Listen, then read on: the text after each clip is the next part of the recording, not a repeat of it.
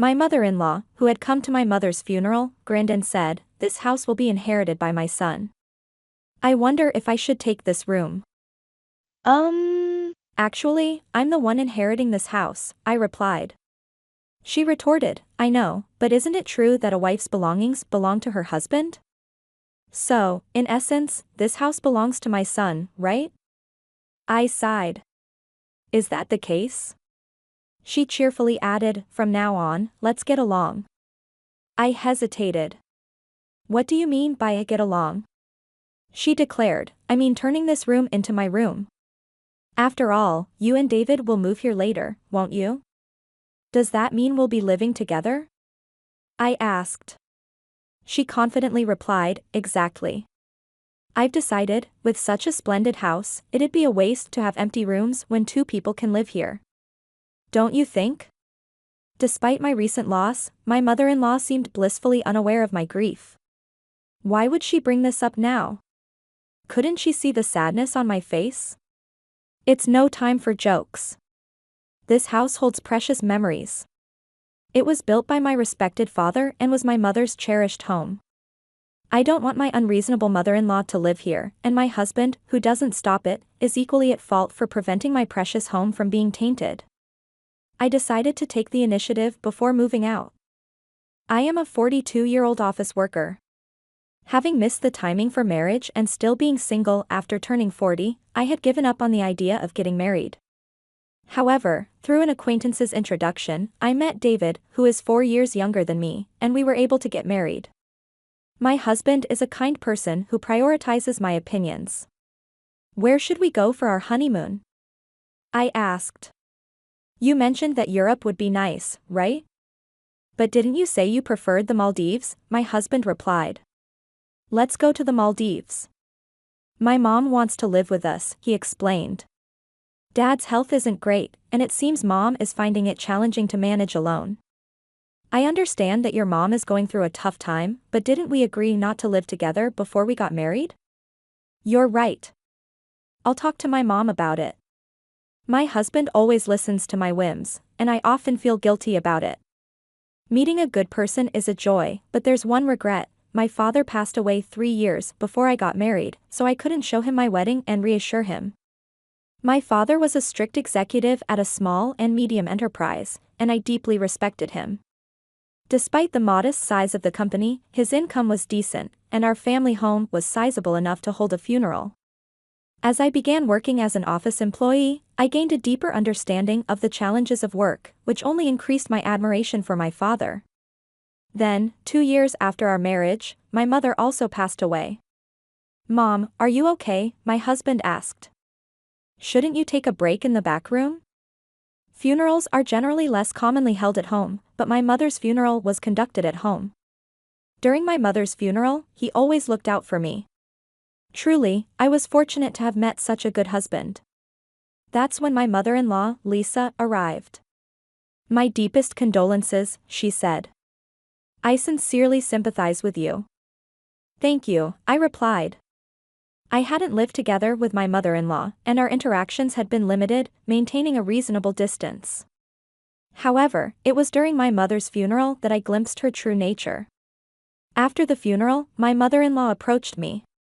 It wasn't strange for her to come to me, but her expression was oddly gleeful. "We greatly appreciate your assistance during this funeral," she said. "Thanks to you, we were able to smoothly complete the ceremony." Then, she said, "The funeral is over now, isn't it? Enough with the formalities."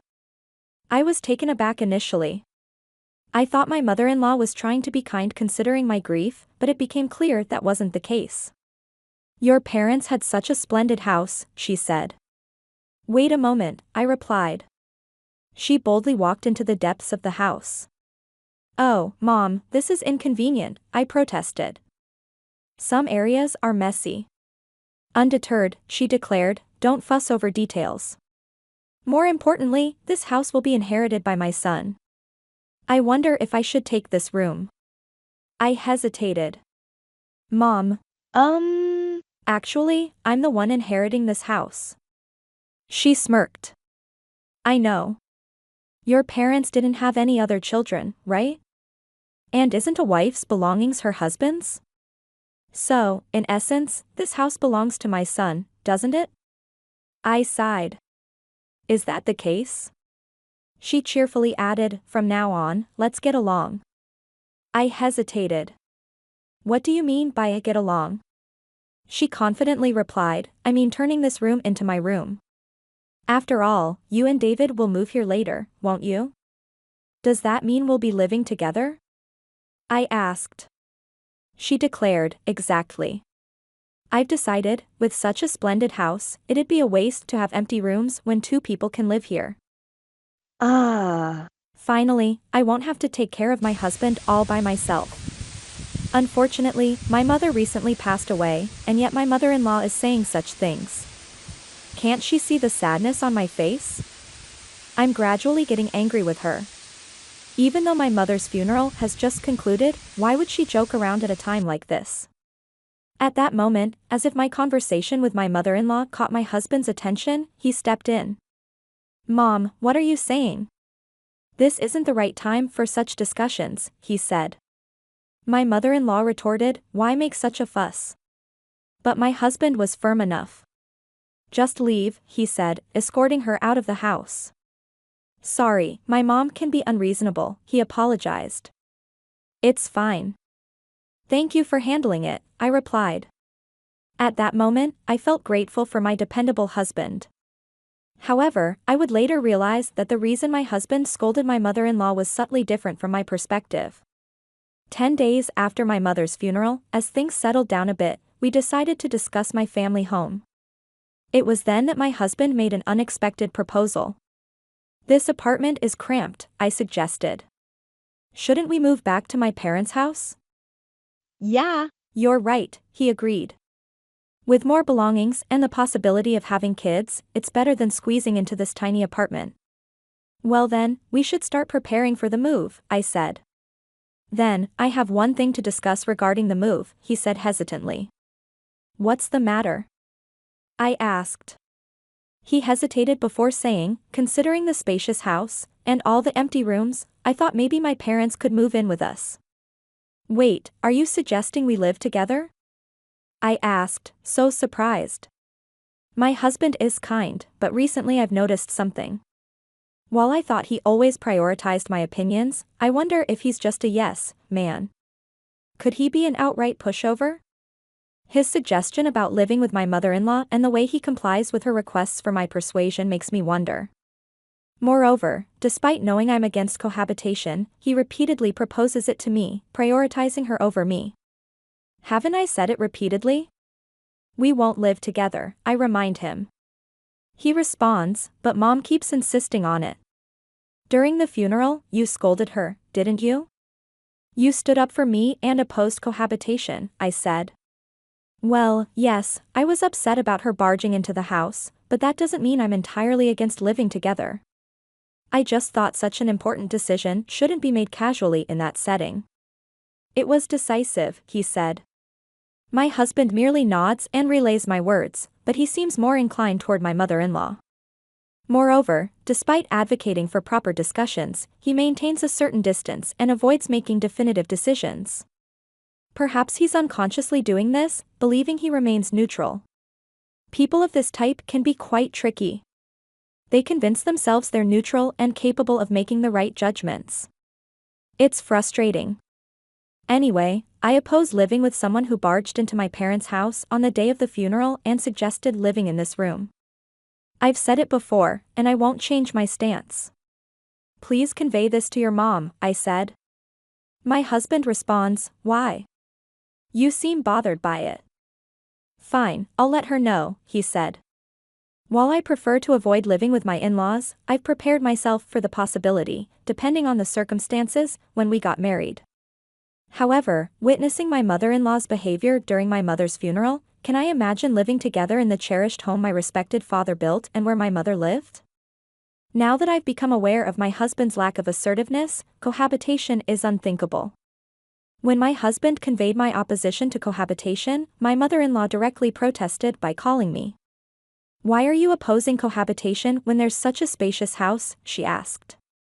You're David's wife now, and his father and I are your parents, right? Why such strong opposition to living together with us? I've already declined cohabitation before. I apologize, I said. My husband has mobility issues, and it's challenging for me alone. Are you saying you'll abandon us? She asked. Did you hear the reasons from my husband? I apologize, but this heartless person, I won't ask anything of you anymore, she said. I feel sorry for my father-in-law's health condition. However, based on my mother-in-law's past behavior, I can imagine a future where everything related to my father-in-law would be pushed onto me if we were to live together. If we do decide to live together, significant improvement in my husband and mother-in-law's mindset is an absolute requirement. A few days after my mother-in-law called me heartless, my husband suddenly started rearranging the living room, moving the sofa and tables, and creating space. What are you doing? Is this for storing moving boxes? I asked. He replied, no, I'm planning to make space for 2 beds here. The mention of 2 beds filled me with a sense of dread. I cautiously asked, are your parents coming to stay? He responded, no, they're moving, and starting today. Even before the move, this is truly the worst. Despite my opposition to cohabitation, my husband and mother-in-law have forced it upon me. She told me that she would no longer rely on me, but it seems she is now turning to my husband instead. Why is this happening? He explained, their lease is up, so we decided they'd move here without renewing it. It'll be cramped for 4 people, but we're moving soon, right? Just bear with it for a little while. But that's not what I meant, I said. Why is cohabitation even on the table? I've said it before, I don't want to live with someone who barged into my parents' house on the day of the funeral and suggested living in this room. I'll make sure to talk to Mom, he said. We'll be living together from now on, so please get along. Why do you prioritize everything your mom says? I asked. He clarified, it's not about prioritizing her. I listened to both of your opinions and made a judgment. My husband, the ultimate yes man when it comes to my mother-in-law, seems to have fallen for her cohabitation strategy. Perhaps he's unwittingly swayed by her, believing he's making independent judgments. I used to think of my husband as kind and good-hearted, but when paired with my mother-in-law, he becomes quite a handful, and so I find myself forced into cohabitation with my in-laws. Welcome, I said. As I suspected, this apartment is cramped for 4 adults. We'll endure it until the move. It's infuriating. She just rolled in here, and now she's complaining about the room. I apologize for suddenly adding 2 elderly people, my husband said. We'll try not to inconvenience you. No, if there's any inconvenience due to your mobility issues, please let us know, I said. My father-in-law, Paul, has mobility issues, but he seems better than expected. He experiences mild discomfort when standing up, but nothing severe. Was my mother-in-law genuinely struggling to care for him? He's polite and even offered to handle what he can on his own. Unlike my mother-in-law, my father-in-law doesn't seem problematic, or so I thought. Is there a drugstore nearby? My mother-in-law asked. It seems I forgot to bring my medicated patch with me, and I'd like to buy one. Hold on, dear, I said. Considering your mobility issues, you should stay put. If you fall outside, it'll inconvenience David and the others, won't it? Ask them to buy the medicated patch for you. But I've been going to buy it myself until now, she said. Didn't they tell you to let them know if you face any inconvenience? Well, I guess you're right. Sorry, but I need it urgently. Could you go buy it for me? She asked. Sigh, understood, I said. While running an errand for a medicated patch isn't a big deal, why does my mother-in-law make decisions without involving me in the conversation? Also, my father-in-law appears polite on the surface, but he seems to follow my mother-in-law's lead, like my husband. He's become her yes man. This time, it's a minor errand, but as we continue living together, I fear everything will eventually be pushed onto me.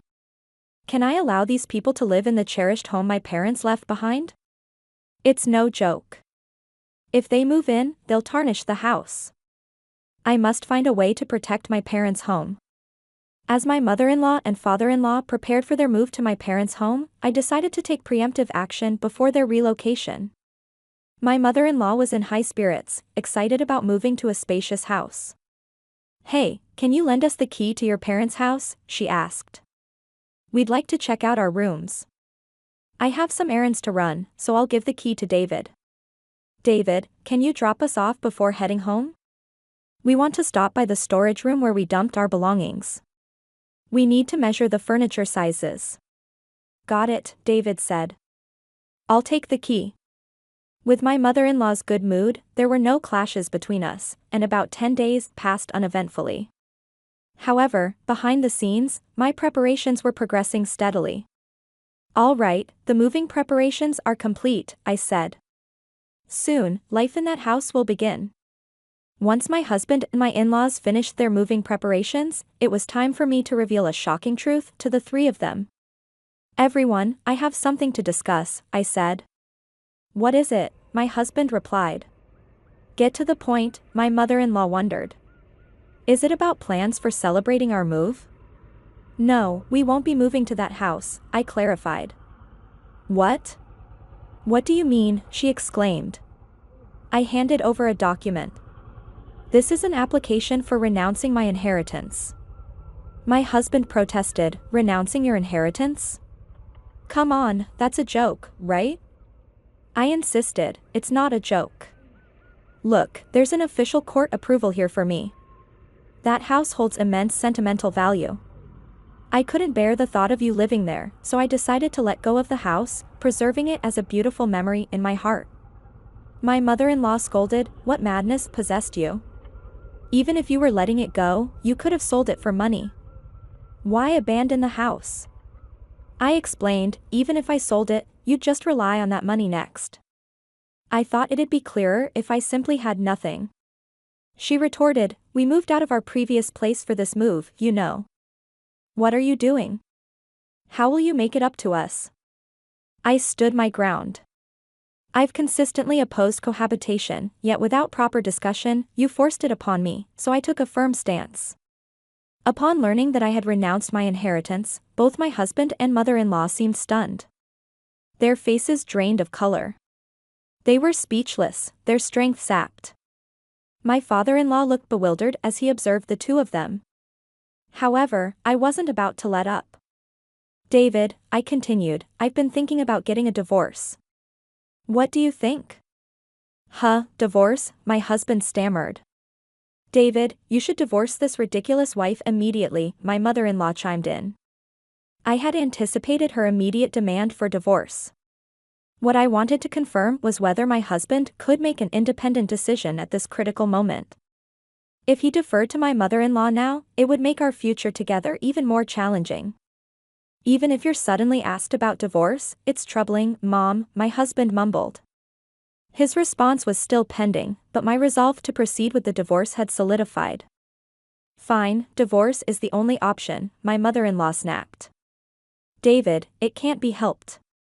Your mom insists," my father-in-law interjected. "Well, you seem to want a divorce too, and maybe that's for the best," my husband said.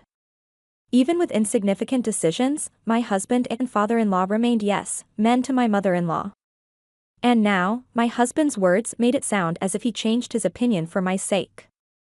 "Very well," I declared. "Let's proceed with the divorce.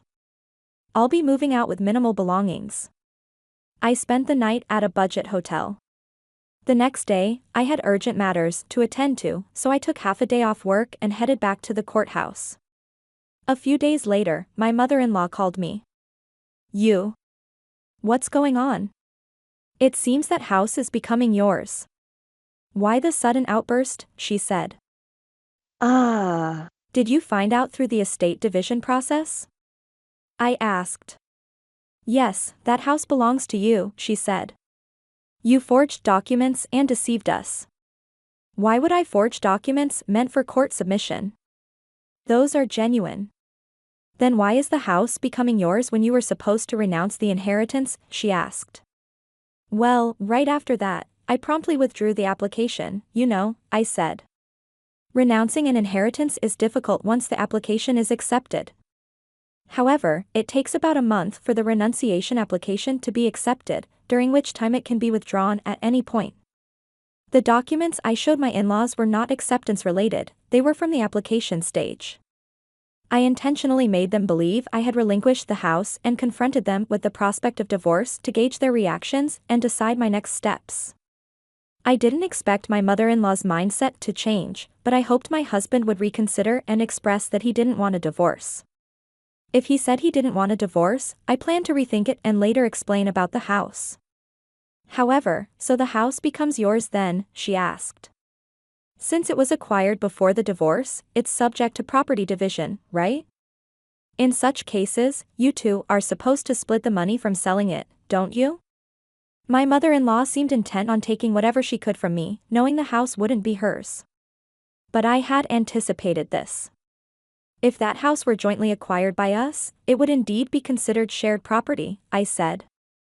However, that house is a unique asset acquired through inheritance, so it won't be subject to property division. Unfortunately, specific assets like this aren't eligible for division. When you heard that the house would become mine, didn't you consult with a lawyer, she asked. If David had paid off the house loan or covered renovation costs, those expenses might have been considered for division. But I assumed that didn't happen, right? So, what about the money that would come to David through the property division, she asked. Well, we've only been married for a few years, so there's hardly anything substantial. Maybe just the car, although there's still an outstanding loan on it. You're going to selfishly claim the inheritance, aren't you, she asked. Heartless. I'm protecting that house because it holds precious memories of my parents, I said. I don't want people like you living there. If you have any further complaints, please go through a lawyer. After the call with my mother-in-law, divorce proceedings proceeded smoothly. Presumably, she urged my husband to divorce me promptly. Regardless, the divorce was finalized, and I no longer had to contend with my in-laws. I felt a sense of relief as if I'd successfully safeguarded my father's home from harm. After I moved out, my former in-laws spent some time in the apartment where my ex-husband and I used to live. The apartment wasn't very spacious, so even with one less person, it must have felt quite cramped. My former mother-in-law explored new housing options, but due to their age, my ex-husband's parents faced challenges passing rental application screenings. Consequently, my ex-husband decided to rent a smaller single-family home for them to live together. Although it's smaller, it's still a house, so the rent is likely higher than what they paid for the apartment. He'll also need to support his parents going forward. My ex-husband is probably in for a challenging life. My former mother-in-law was excited about moving into the large house my father left behind, but now she's settling for a considerably smaller home. I imagine she's quite disappointed. As for me, I've started a new life in the house my parents left behind. It feels warm as if my parents are still there with me. How did you find this story? If you enjoyed it, consider subscribing to the channel. Until next time. Let's conclude the story shortly. The protagonist, having successfully protected her parents' home from her manipulative mother-in-law, finds solace and comfort in the house, feeling the warmth of her parents' presence. The divorce, while initially painful, brought a sense of liberation and allowed her to start anew. Her ex-husband, unfortunately, remains entangled with his mother, who continues to exert her influence, leading him to a life of financial and emotional strain. His attempts to appease his mother ultimately lead to his struggles. The story ends with the protagonist finding peace in her parents' home, a testament to her strength and determination in safeguarding what matters most. Her journey highlighted the importance of standing up for oneself, even in the face of manipulative and demanding family members.